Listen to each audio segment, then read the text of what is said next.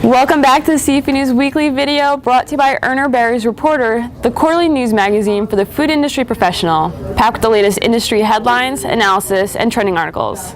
Contact advertise at urnerberry.com to be a featured sponsor in the spring edition of the Reporter, which is distributed to thousands of protein industry professionals, including a $5,500 bonus distribution to attendees at Seafood Expo North America in Boston. Make sure you are in front of your customers. I'm Amanda Buckle.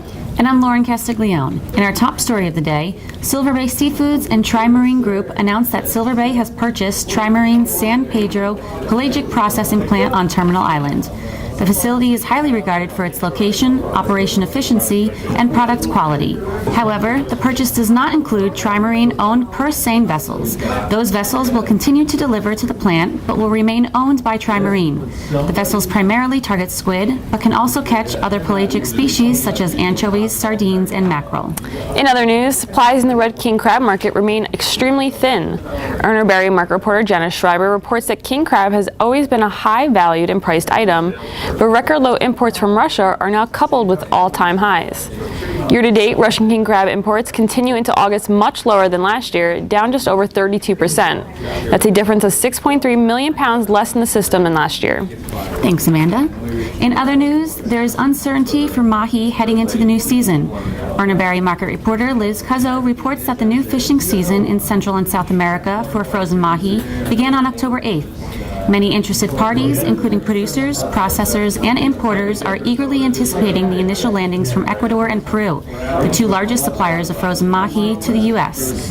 Prior to the first returning boats, there is much speculation as to how the season will unfold, as water temperature and weather patterns are both up for debate. And in our final story of the day, Bonefish Grill has introduced a new brunch menu with crab, tuna, and shrimp as the starring proteins. Bonefish Grill President David Schmidt said in a press release that they are redefining Bonefish Grill's style by giving guests a fresh and exciting menu that is an escape from the ordinary. New menu options include crab cake rancheros, seafood Johnny cakes and eggs, a triple-decker BLT club, stacked with the diner's choice of lobster or ahi tuna, saucy shrimp McGrits, and Bonefish Grill tuna steak and eggs.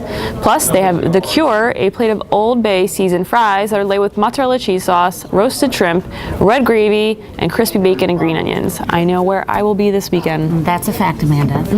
Now, before we go, we have some very exciting news to share. We are ranked #1 on FeedSpot's top 40 seafood YouTube channels to follow in 2018 and forever. We'd like to thank all our fans for helping us get to the top. We're #1. We're #1. Now that's a fact. And that wraps up our news for the week. Be sure to head over to seafoodnews.com or visit the Seafood tab in Comtel for a comprehensive look at the latest market and industry news. And don't forget to listen to a new episode of the Seafood News Podcast released on SoundCloud and iTunes every Monday.